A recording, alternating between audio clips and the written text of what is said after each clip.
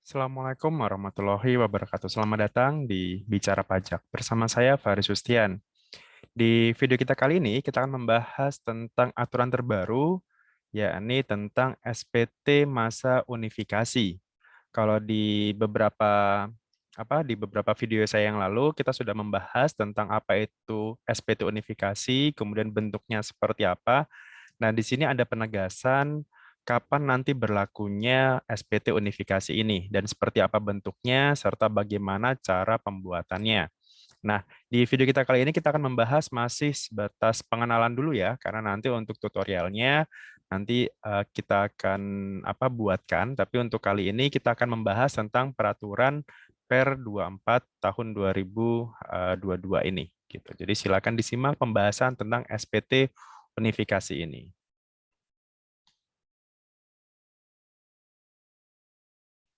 Oke, jadi kemarin sudah terbit aturannya itu di Per 24 tahun 2021 ya, mohon maaf. Jadi Per 24 PJ tahun 2021 tentang bentuk dan tata cara pembuatan bukti pemotongan dan pemungutan unifikasi serta bentuk, isi, tata cara pengisian dan penyampaian SPT masa PPH unifikasinya. Tapi sebelum itu, saya ingin disclaimer dulu bahwa apa yang saya sampaikan ini adalah pendapat pribadi dan tidak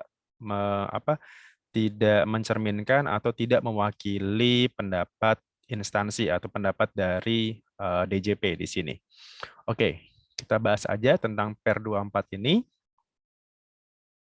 Nah, untuk latar belakangnya sendiri, kenapa sih ada SPT unifikasi? Kemarin juga kalau di video saya sebelumnya tentang SPT unifikasi ini sebenarnya latar belakangnya itu yang ini ada 5 ya, tentang kemudahan, kepastian hukum, kepatuhan, validasi dan akurasi serta one stop application gitu. Nah, yang menjadi highlight di sini adalah tentu saja pertama adalah tentang kemudahan dan juga one stop application ini gitu. Artinya di sini kalau dulu kita mau lapor SPT massa itu kan per jenis pajak ya, ada PPh pasal 21, 22, 23, kemudian 4 ayat 2, 15 dan sebagainya itu kan banyak lama gitu. Dan kita juga harus mau nggak mau harus belajar di masing-masing SPT itu gitu. Nah, dengan adanya unifikasi ini maka yang pertama tentu saja akan lebih mudah dan ya lebih cepat juga one stop application gitu. Jadi tinggal ketika kita mau transaksi dengan siapa, terus jenis pajaknya apa ya sudah, tinggal kita buatkan bukti potongnya, otomatis itu sudah langsung terangkum nih, otomatis sudah memilih nih. Oh ini nanti masuknya PSPT PPh pasal 23. Oh ini nanti PPh pasal 22 4 ayat 2 dan sebagainya, tapi masih dalam satu SPT massa. Artinya lebih ringkes, tidak perlu misalkan dalam 1 bulan Anda harus lapor 21, 22, 23, 4 ayat 2, itu kan repot ya.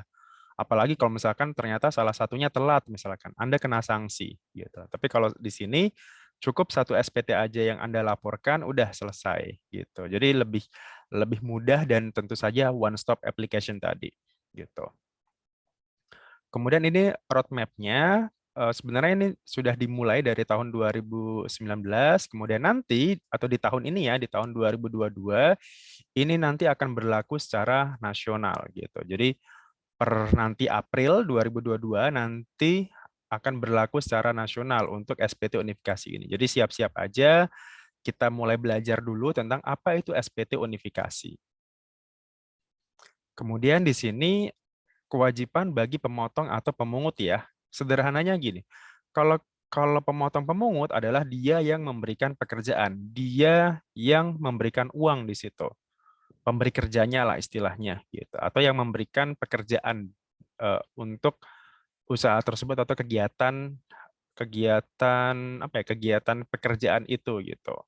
Nah, kewajiban mereka sebagai pemotong atau pemungut yang pertama adalah dia harus membuat bukti potong di sini dan menyerahkan bukti potong itu kepada pihak yang dipotong gitu. Jadi misalkan saya sebagai pemotong katakanlah PTA gitu ya, PTA sebagai pemotong mempekerjakan katakanlah misal PPh pasal 23 atas jasa misalkan. Jadi PTA em, apa ada pekerjaan kemudian yang mengerjakan adalah PTB misalkan. Nah, itu kan Kalau misalkan jasa, itu kan berarti kenanya PPh pasal 23 ya. Nah, PTA selaku pemotong atau pemungut, maka dia wajib membuat bukti potong. Dan nanti bukti potong itu diserahkan ke PTB. Kenapa? Karena PTB yang mengerjakan proyek tersebut, yang memberikan jasanya. Jadi yang si pemberi jasa adalah si pihak yang dipotong, sementara yang mempekerjakan, yang memberikan pekerjaan tadi itu adalah pihak yang memotong atau pihak yang membayar, istilahnya yang membayar adalah yang memotong gitu. Itu kewajiban pertama, membuat bukti potongnya. Kemudian kewajiban yang kedua adalah menyetorkan PPh-nya yang telah dipotong tadi ya gitu. Jadi ya buat bukti potong karena kan itu sebagai bukti bahwa dia sudah memotong pajak gitu. Yang salah kan ketika dia sudah membuat bukti potong, ternyata pajaknya nggak di-store. Nah itu ya bisa jadi nanti akan ada pemeriksaan gitu. Anda akan menjadi objek pemeriksaan yang jelas gitu. Karena Anda sudah memotong pajak, tapi Anda tidak menyetorkan. Jadi pastikan ketika kita membuat bukti potong, kita juga sudah harus menyetorkan nantinya. Dan kewajiban yang terakhir adalah melaporkan di sini. Jadi membuat bukti potong, menyetorkannya, serta melaporkannya nanti di SPT unifikasi nanti ya. Unifikasi nanti paling lambat adalah tanggal 20 bulan berikutnya. Gitu. Ini sama seperti SPT masa PPh pada umumnya ya, gitu. 22, 21, 23 itu sama semua. Paling lambat adalah tanggal 20 bulan berikutnya. Jadi kalau misalkan sekarang katakanlah bulan Januari 2022, paling lambat dilaporkannya adalah tanggal 20 Februari, bulan depannya ya, gitu. Kalau misalkan pas kebetulan tanggal 20-nya itu hari libur atau tanggal merah, maka bisa ke hari kerja berikutnya, gitu. Jadi mundur ke hari kerja berikutnya. Oke, ini tentang kewajiban pemotong. Nah, bagaimana dengan pihak yang dipotong sekarang? Pihak yang memberikan jasa tadi, pihak yang dibayar. Nah, apa aja yang harus disiapkan? Pertama, yang harus disiapkan adalah ketika Anda sebagai pihak yang dipotong atau yang tadi yang memberikan jasa tadi, pertama Anda harus punya NPWP di sini. Gitu. Pak, bagaimana kalau misalkan saya belum punya? Ya sebaiknya buat gitu. Kenapa? Karena untuk saat ini ketika kita tidak punya NPWP, maka bisa jadi kena tarif akan lebih tinggi gitu. Kecuali nanti ya kalau misalkan sudah ada ketentuan NIK itu sama dengan NPWP, bisa jadi aturan itu akan berubah. Tapi untuk saat ini ketika kita tidak punya NPWP, maka tarif pajaknya itu akan lebih tinggi dibanding Anda punya NPWP. Jadi ya sebaiknya ketika Anda sudah punya penghasilan, Anda sudah usia dewasa, sebaiknya Anda langsung saja membuat NPWP. Dan itu caranya mudah sekali. Anda cukup lewat online sudah dapat nomor NPWP-nya. Gitu. Jadi sebaiknya Anda punya NPWP ya. Kalau statusnya adalah wajib pajak dalam negeri atau orang yang tinggal di Indonesia ya. Gitu. Sementara kalau wajib pajak luar negeri, misalkan ekspatriat atau atau yang sejenisnya itu, ya cukup sama ya, pakainya TIN, Tax Identification Number, atau ya NPWP lah. Kalau kalau kalau sananya ya gitu. Kalau bahasa Inggrisnya ya Tax Identification Number. Atau di sini SKD, surat keterangan domisili atau tanda terima SKD bagi WPLN yang akan menerapkan P3B-nya atau tax treaty-nya. Gitu. Jadi Anda punya NPWP luar gitu ya, TIN tadi, atau ya Anda harus mengajukan surat keterangan domisili. Gitu. Surat keterangan domisili atau tanda terima SKD, surat keterangan domisili bagi wajib pajak luar negeri yang akan menerapkan penghindaran pajak berganda atau tax treaty ini. Tapi ini khusus untuk yang wajib pajak luar negeri ya. Tapi kalau bagi Anda yang dalam negeri ya Anda cukup siapkan NPWP atau nomor induk kependudukan atau nomor KTP Anda. Bagi yang tidak memiliki NPWP, sebaiknya Anda punya ya, karena tadi bisa aja kena tarif yang lebih tinggi. Contohnya kalau pasal 22 atau 23, itu tarifnya menjadi 2 kali lipatnya dibanding dengan yang seharusnya. Jadi kalau misalkan Anda punya NPWP, kena tarif 2%, ketika Anda tidak punya NPWP, kena tarif menjadi 4%, 2 kali lipatnya. Gitu. Seperti itu ya. Jadi ya NPWP itu penting gitu. Oke, berikutnya terkait tentang bukti potong atau pemungutan unifikasi gitu. Nah, Bukti potong unifikasi ini ada dua, terdiri dua. Yang pertama adalah yang statusnya standar, berformat standar. Yang ini nanti akan dibuat melalui sistem. Jadi kayak yang sudah-sudah, aplikasi yang sudah-sudah ya, kayak eBupot pasal 23 atau e-faktur, itu kan semuanya standar nih. Dan dibuatnya di aplikasi. Nah, bentuknya juga nanti kurang lebih seperti itu. Atau nomor dua adalah dokumen yang dipersamakan dengan bukti potong. Jadi bisa aja atas objek-objek tertentu itu tidak harus membuat bukti potong, tapi atas dokumen yang sudah dikeluarkan itu dipersamakan dengan bukti potong unifikasi. Kan kalau di e-faktur itu kan ada istilah dokumen yang dipersamakan dengan e-faktur ya. Contohnya kayak Airbill, kemudian tagihan Telkom, itu kan sama dianggap sama dengan e-faktur. Nah, nantinya juga sama, ada dokumen yang dipersamakan dengan bukti potong unifikasi. Nah, apa saja nanti kita akan bahasnya di sini. Oke, ini ya tadi berformat standar dibuat melalui aplikasi eBupot unifikasi. Sedangkan dokumen yang dipersamakan itu ya sebenarnya itu yang membuat adalah pemotongnya, tapi sudah disetujui nih oleh DJP. Oh ini loh, oh atas atas dokumen ini boleh kok disamakan karena isinya sama misalkan gitu. Nah, kita bahas yang standar dulu, berformat standar. Berformat standar itu terdiri dari pertama ini ya, unifikasi itu kan merangkum dari bukti potong PPh pasal 4 ayat 2 atau PPh final, PPh pasal 15 itu untuk yang kayak pelayaran dalam negeri, penerbangan dalam negeri dan sebagainya itu.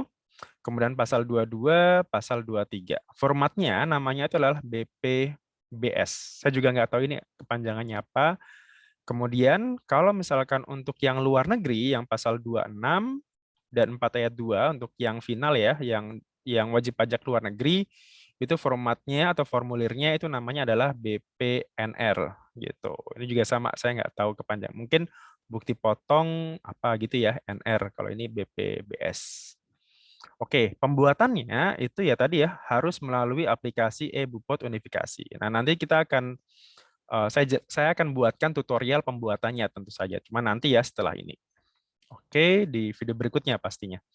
Nah, pembuatannya itu bisa melalui key-in. Key-in itu artinya kita input langsung di aplikasinya itu atau bisa melalui impor data. Nah, ini juga enak ya. Karena sekarang sudah bisa impor data. Artinya, kalau misalkan dalam 1 bulan misal Anda harus buat bukti potong ratusan gitu ya, kan capek ya. Kalau misalkan kita ngetik satu-satu bukti potongnya, belum lagi misalkan kalau ada kesalahan dan sebagainya. Nah, dengan adanya impor data ini nanti maka ya sudah cukup ditulis di Excel-nya, kemudian kita import kita convert dulu ke CSV biasanya. Nah, dari CSV itu kita akan impor langsung ke aplikasi unifikasinya. Jadi impor datanya ini hampir sama dengan kalau misalkan kita impor CSV di PPh pasal 21 misalkan atau di e-faktur atau di eBupot misalkan. Itu jadi lebih cepat gitu, lebih enak kan jadi nggak perlu ketik satu-satu gitu.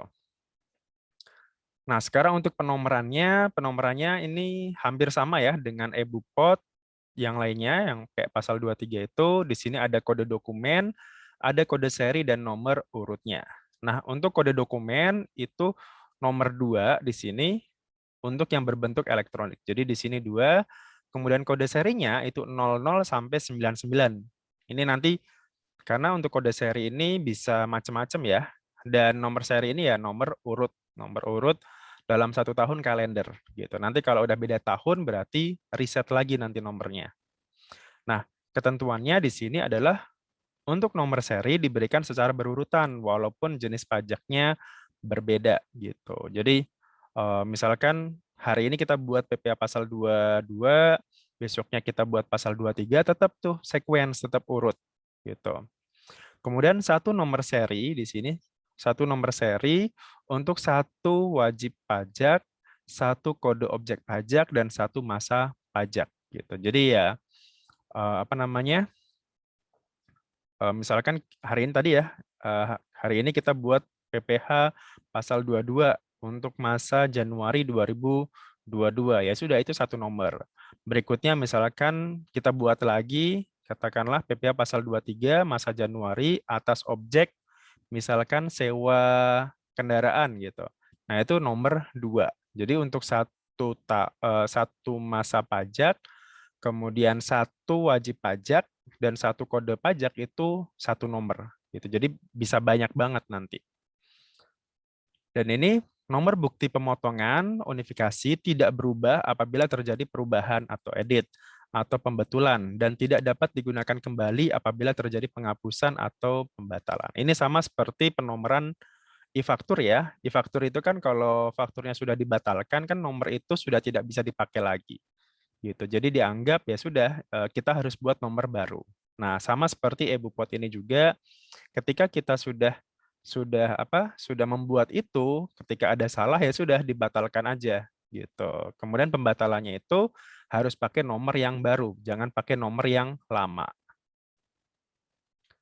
Kemudian ini tadi ya untuk yang standar satu bukti potong itu untuk satu wajib pajak, satu kode pajak dan satu masa pajak gitu. Ini tadi sudah. Kemudian, nah sekarang dokumen apa yang dipersamakan dengan bukti pemotongan unifikasi tadi ya. Misalkan kayak contohnya di sini ada buku tabungan, rekening koran, rekening kustodian, rekening efek atau dokumen lain yang setara. Nah, kenapa bisa jadi? Karena kan salah satu apa PPh yang dimasukkan ke unifikasi adalah salah satunya adalah PPh final 4 ayat 2. Nah, objek PPh final salah satunya kan ada bunga deposito, tabungan, kustodian, rekening efek, itu kan, nah itu kan jumlahnya banyak banget ya. Ya misalkan kayak kita punya deposito aja di bank gitu. Kan nggak mungkin bank itu harus udah buat buku tabungan, buku rekening koran, harus buat lagi bukti potongnya misalkan untuk memotong bunga deposito tadi. Kan itu ya banyak ya. Nasabah banknya kan bisa sampai jutaan gitu. Kan nggak mungkin harus buat bukti potong masing-masing. Ya sudah, disamakan aja dokumen itu dengan dokumen bukti potong gitu. Jadi biar nggak kerja dua kali lah misalnya. Yang penting tadi ya, yang penting minimal di situ paling sedikit memuat nama pihak yang dipotong, nomor unik transaksi atas penghasilannya, serta jumlah PPh yang dipotong. Nah, biasanya kan di buku tabungan itu kan sudah ada ya. Contoh, katakanlah saya punya deposito misalkan, nah deposito kan pasti punya penghasilan dari bunga ya. Nah, bunga deposito itu kan dikenakan pajak 20% PPh final. Nah, dari situ kan ya udah bunganya berapa, PPh-nya berapa, siapa pemilik rekeningnya. Itu kan sudah ada semua di buku tabungan itu atau rekening deposito itu gitu. Jadi nggak perlu buat bukti potong baru sebenarnya gitu. Oke, terus pembuatan bukti potong unifikasi di sini apa tetap harus dibuat di sini walaupun misalkan jumlah PP yang dipotong adalah nihil karena adanya SKB surat keterangan bebas gitu. Jadi kan sebenarnya PPh pasal 23, 22 itu kan ada yang namanya SKB ya, surat keterangan bebas. Jadi kita harus ajukan dulu ke kantor pajak atau ke DJP ya untuk mendapatkan SKB ini biar kita tidak dipotong nih pajak kayak tadi pasal 22 atau 23 gitu. Nah, walaupun seperti itu, bukti potongnya tadi tetap harus dibuat. Kita tahu ya bahwa kalau misalkan Anda sudah pernah membuat e-bupot 23, itu kan ada yang namanya ketika kita buat, itu kan ada yang namanya fasilitas tanpa fasilitas. Nah, kalau misalkan kita pilih fasilitas, nah kita masukkan SKB-nya, itu tetap harus dimasukkan tuh nilai DPP-nya ya, nilai transaksinya berapa, walaupun nanti PPh pasal 23-nya itu kan 0 gitu. Jadi tetap harus diinput walaupun nihil ya karena adanya SKB. Kemudian yang kedua adalah transaksi dengan yang memiliki surat keterangan PP23 gitu. Artinya kan biasanya rekanan pemerintah ya biasanya rekanannya adalah WP-WP UMKM gitu. Nah, UMKM itu kan berhak untuk mendapatkan surat keterangan PP23 ini, PP23 tahun 2018. Itu kan pajak UMKM ya, yang 0,5%. Nah, ketika mereka mendapatkan surat keterangan ini, kemudian diserahkan ke bendahara pemerintah, maka si bendahara pemerintah itu harus memotong sesuai dengan tarif yang 0,5% gitu. Jadi dipotongnya atau dipungutnya oleh si bendahara gitu. Jadi bukan si wajib pajaknya yang setor sendiri 0,5%, tapi si bendahara itulah yang harus menyetor 0,5%. Bukan lagi pakai tarif yang kayak pasal 22 atau 23 ya, tapi kenanya tarif yang 0,5%. Nah, itu harus dibuktikan dengan adanya surat keterangan ini. Gitu. Tapi tetap harus buat bukti potongnya ya, walaupun tadi tarifnya berbeda, yang harusnya 2 menjadi 0,5%. Kemudian kalau untuk pasal 26 dipotong berdasarkan ketentuan P3B ditunjukkan dengan adanya SKD wajib pajak luar negeri atau surat keterangan domisili ya SKD ini. Kemudian PPh terutang yang ditanggung oleh pemerintah atau DTP. Nah, contohnya kayak kemarin ada insentif PPh pasal 22 misalkan 22 impor gitu. Tetap harus dibuatkan bukti potongnya walaupun dia statusnya adalah ditanggung oleh pemerintah di sini. Ini juga sama, PP yang dipotong, dipungut atau di-store sendiri diberikan adanya fasilitas PPh ya gitu. Kayak kemarin ada insentif pajak, COVID itu kan fasilitas tuh. Nah, itu juga tetap harus dibuatkan bukti potong. Walaupun nanti nilai PPh-nya itu 0. Kemudian pemotongan atau pemungutan dengan SSP yang dipersamakan dengan SSP ya. Jadi selain SSP lah gitu, surat setoran pajak tetap itu harus dibuatkan. Berikutnya adalah terkait tadi ya, misalkan kalau ada kesalahan. Kalau ada kesalahan sudah kita buat SPT-nya, sudah kita buat bukti potongnya, ternyata ada salah. Nah, ada menu untuk edit, ada menu untuk delete nantinya. Gitu, untuk bukti pemotongannya ya.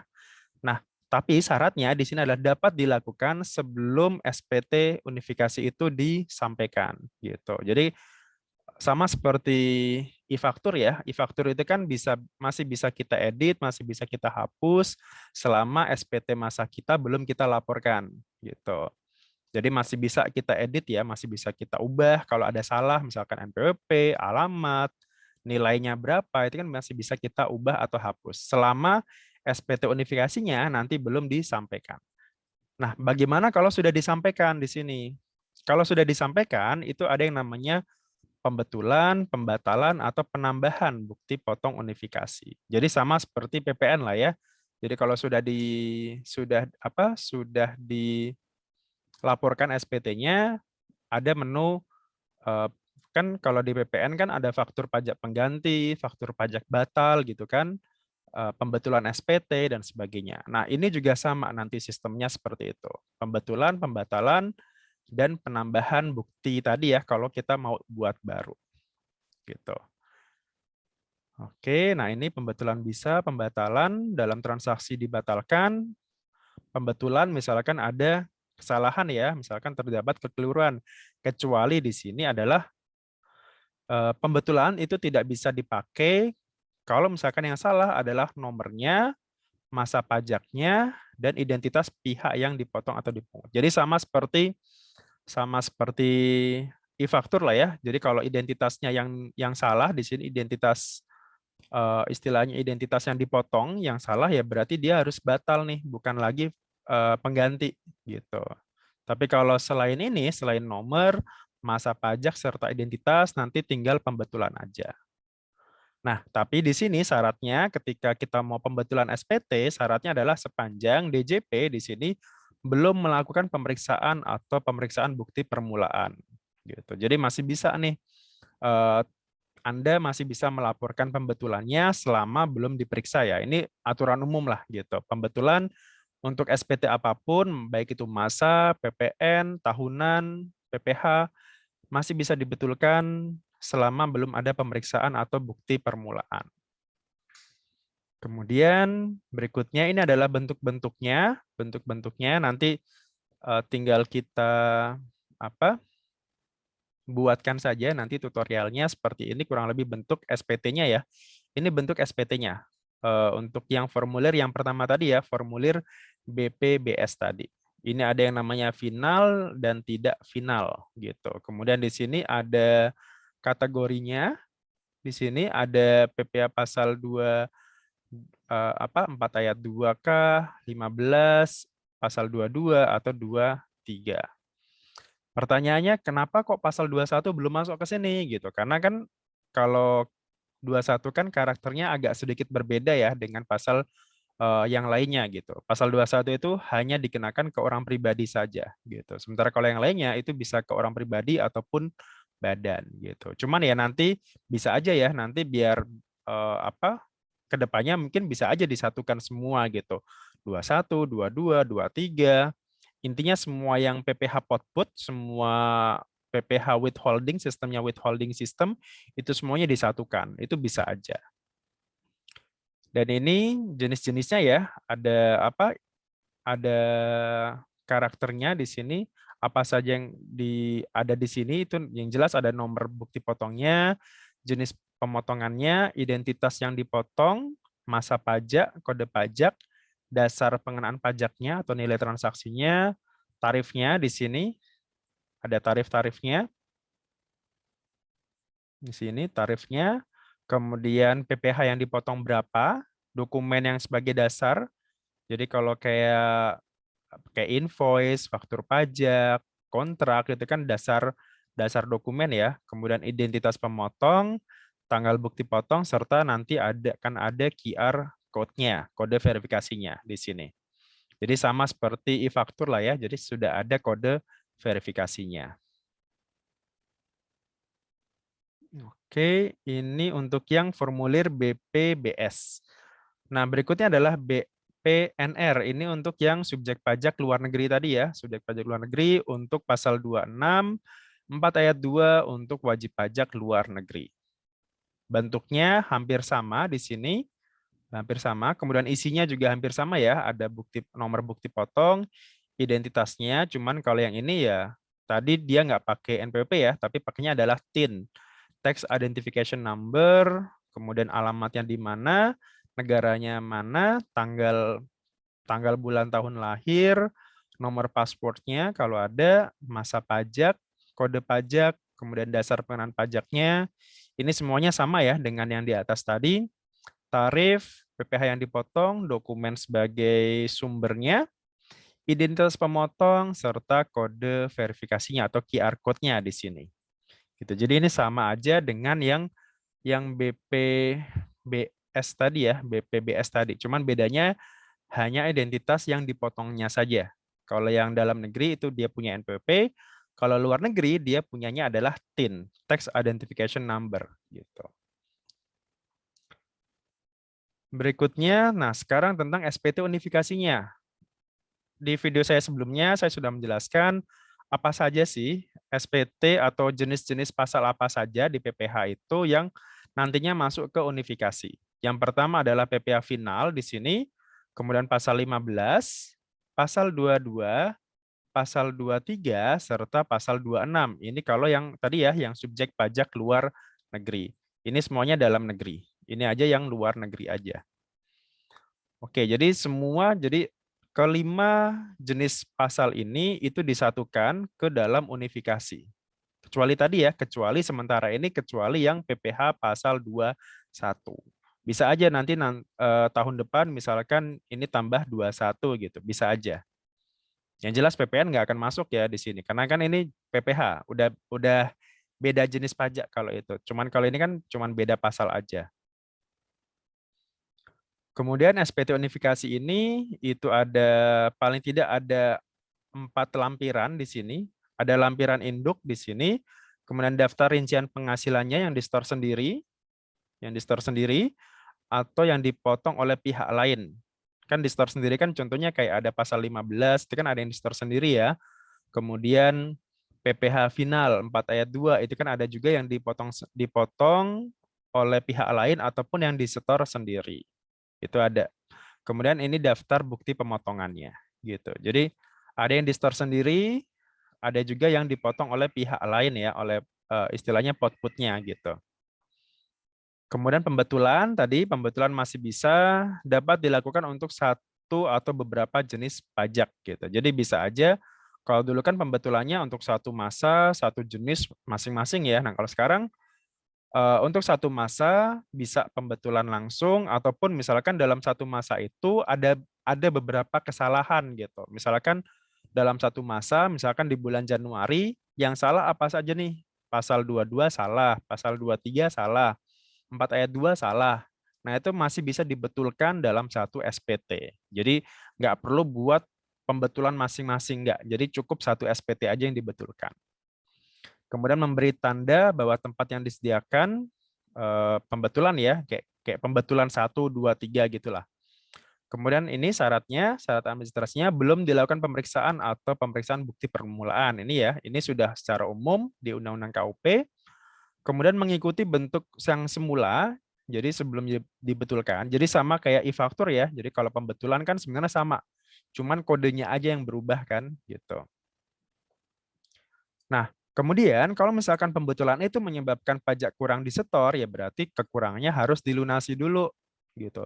Tapi kalau misalkan pajaknya itu menjadi lebih disetor, ada kelebihan setor, maka dapat diajukan pengembalian pajak yang tidak terutang ataupun boleh dipindah bukukan atau PBK aja gitu. Ini secara umum saya yakin Anda paham lah gitu. Kalau kurang bayar berarti harus dilunasi. Kalau terjadi LB atau lebih bayar, Anda dapat mengajukan PBK di sini gitu. Ini ya, tapi sepanjang pembetulan itu sepanjang belum dilakukan pemeriksaan. Ini umum. Kemudian kalau misalkan terlambat gimana? Kalau terlambat sama seperti aturan umumnya, SPT-nya itu terlambatnya kalau misalkan kita terlambat lapor, tadi ya maksimal kan tanggal 20 nih. Kalau misalkan ternyata telat, maka sanksinya tetap sama yakni 100.000 juga gitu. Dan sebagai satu kesatuan ya tidak dihitung bagi tiap-tiap jenis pajak. Kenapa? Karena ya sekarang sudah masuk dalam satu SPT gitu. Jadi ya sudah, misalkan katakanlah harusnya tanggal 20 lapor, ternyata tanggal 22 baru lapor. Ya itu kan udah dianggap telat ya, walaupun cuma 2 hari. Nah, berarti kena sanksinya 100.000 rupiah. Penyetoran jumlah pajak setelah jatuh tempo juga kenanya adalah pasal 9 ayat 2A berupa bunga. Nah, ini kalau bunganya ya mengacunya pada KUP umum ya, yang sekarang itu tidak lagi 2%, tapi sudah sesuai dengan suku bunganya. Gitu. Penghitungannya sama seperti penghitungan sanksi pada umumnya. Kalau dia terlambat setor. Tanggal jatuh temponya tadi kan tanggal 10 ya. Jadi tanggal 10 jatuh tempo penyetoran, tanggal 20-nya jatuh tempo pelaporan. Gitu. Nah, sementara kalau akibat pembetulan tadi sanksinya adalah pasal 8 ayat 2A KUP berupa bunga. Ini juga mengacunya ke Undang-Undang KUP ya yang secara umum. Yang kemarin juga sempat berubah kan dengan adanya Cipta Kerja itu. Jadi bukan lagi 2% tapi sesuai dengan suku bunganya. Gitu. Ini secara umum masih sama lah. Kemudian prasyarat menggunakan aplikasi eBupot gitu syaratnya pertama Anda harus sudah punya akun DJP online. Kalau ternyata belum Anda harus ajukan EVIN terlebih dahulu. Jadi pastikan Anda punya EVIN, Anda punya kunci untuk membuka rumah DJP online ini. Kemudian yang kedua, Anda harus sudah punya sertifikat elektronik gitu. Kalau yang sudah terbiasa menggunakan e-faktur, eBupot 23 ini saya yakin udah familiar semua lah dengan ini. Ada EVIN, DJP online, sertifikat elektronik ini sudah paham semua gitu. Bagaimana cara mengajukan sertifikat elektroniknya itu ada di video saya yang lainnya. Jadi silakan disimak entah cara registrasi DJP online, cara meminta EVIN, cara meminta sertifikat elektronik itu semuanya ada di video saya yang lain. Jadi silakan dicari aja di situ. Kemudian ini SPT-nya, kalau tadi bukti potongnya ya, nah sekarang ini adalah bentuk SPT-nya. Nah, kalau kita lihat di sini, kalau kita zoom, ada nih jenis-jenis pajak yang sudah dirangkum gitu. Contohnya kalau yang di-store sendiri di sini, ada pasal 4 ayat 2, ada pasal 15 yang di-store sendiri. Sementara kalau yang dipotong oleh pihak lain, di sini ada pasal 22, 26, 23, 4 ayat 2 yang sifatnya potput, 15 juga sifatnya potput gitu. Nah, ini rekapitulasinya ada di sini. Kemudian ini identitas pemotongnya dan tanda tangan di sini. Kode verifikasinya ya, kode verifikasinya di sini. Gitu. Ini adalah identitas pemotongnya di sini. Identitas pemotong ya yang memotong pajaknya, dan ini adalah pernyataan direkturnya di sini. atau kuasanya atau penanggung jawabnya lah gitu. Gitu. Jadi di sini ya ada masa pajak, statusnya normal atau pembetulan di sini. Normal, kalau dia pembetulan berarti di sini ke 1 misalkan. Identitas pemotong ini, jenis pajaknya ini ya, ada macam-macam ini semua. Jumlah dasar pengenaan pajaknya itu yang ini. Kemudian PPh-nya itu yang bagian di sini. Jumlah PPh-nya, jumlah totalnya itu ada di sini. Tanggal SPT itu ada di sini lah ya. Di mana ya? Di tanggal ini. Nama penandatangannya di sini ya, direktur ataupun penanggung jawabnya lah gitu. Jadi ini adalah apa namanya? Induk SPT-nya ya. Jadi apa saja yang tertera di induk SPT unifikasi. Kemudian ini adalah daftar rinciannya tadi ya, yang lampiran berikutnya ini adalah lampiran 1, lampiran 2 yang setor sendiri. Kemudian kalau yang dipotong atau pihak lain ini ada di lampiran yang ini 1, yang ini lampiran 2-nya gitu. Isinya sama ya, kurang lebih sama. Nanti tinggal bisa kita belajar aja langsung ke tutorialnya seperti apa bentuk bukti potongnya tadi. Kemudian ini lanjutannya pihak lain, tapi kalau ini untuk yang kayak ini masih sama ya, ada pasal 23 atau 4 ayat 2 tadi. Kemudian ini adalah daftar bukti pemotongannya dan daftar SSP-nya ya, seperti biasa. Kalau ada bukti PBK-nya. Ini sama seperti SPT pada umumnya gitu. Entah itu pasal 21, 22, 23 ini pasti ada daftar bukti pemotongan ini. Daftarnya aja ya gitu. Nah, ini yang penting timeline pemberlakuannya nanti SPT masa unifikasi itu mulai berlaku secara nasional itu nanti di masa April. Jadi masih ada sekitar waktu ya sekitar 3 bulan ya, 3 bulan untuk mempersiapkan gitu. Jadi sekarang sudah bulan Januari, Februari, Maret gitu. Nanti di masa April berarti kan untuk pelaporannya nanti di bulan Mei ya gitu. Masa April Anda sudah membuat bukti potong unifikasi. Nanti dilaporkannya di masa atau di bulan Mei ya 2022. Gitu. Sementara sekarang untuk masa Januari sampai nanti masa Maret masih pakai aturan yang lama. Ini tadi peraturannya, peralihannya sampai dengan masa Maret itu masih pakai yang SPT yang masing-masing tadi ya. Kalau mau lapor pasal 22 ya pakai SPT 22. Kalau mau lapor SPT masa 23 ya masih pakai SPT 23, Bupet 23 itu. 4 ayat 2 juga sama. Jadi masih pakai masing-masing SPT-nya, SPT masanya. Mau lewat e-filing bisa, mau lewat KPP langsung juga bisa gitu. Cuma nanti untuk masa April, nah siap-siap sudah terintegrasi semuanya, Anda harus laporkan itu semua di SPT masa unifikasi ini. Gitu. Jadi siap-siap ya, jadi masih ada sekitar waktu 3 bulan untuk belajar. Oke, ini masa April.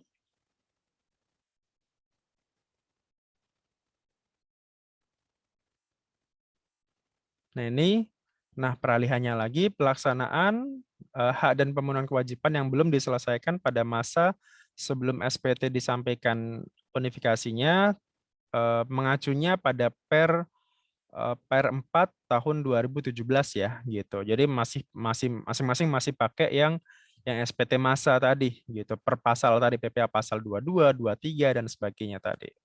Dan perlakuannya misalkan terlambat setor, terlambat lapor, bentuknya seperti apa itu masih pakai yang aturan di sini ya, masih pakai aturan Per 04 tahun 2017 itu. Oke, demikian mungkin untuk materi tentang SPT unifikasi ya. Semoga pajak kita semakin kuat dan Indonesia kita semakin maju. Kalau misalkan nanti ada pertanyaan, silakan Bapak Ibu bisa diarahkan ke di sini ada situs medsosnya DJP mulai dari Facebook, Twitter, YouTube sampai Instagram, kemudian atau bisa juga cari informasinya di situsnya pajak di www.pajak.go.id atau telepon ke Kring Pajak 1-500-200 atau datang ke KPP kemudian tanya ke bagian helpdesk atau ke penyuluh pajak Anda gitu. Terima kasih dari saya dan sekali lagi ini bukan mewakili instansi, ini adalah pendapat pribadi dari saya. Kalau ada pertanyaan silakan tinggalkan di kolom komentar. Itu saja yang bisa saya sampaikan terkait SPT unifikasi ya, jadi persiapan aja. Nah, nanti untuk tutorialnya seperti apa pembuatannya, kemudian bagaimana cara menginputnya, impor datanya seperti apa, nanti akan saya jelaskan di video saya berikutnya. Jadi masih ada waktu sekitar ya 2,5 bulan lagi ya untuk belajar tentang SPT unifikasi ini. Syukur-syukur Anda sudah bisa ya, Anda sudah siap kalau seperti itu. Terima kasih atas waktunya. Mohon maaf kalau ada kekurangan dari saya.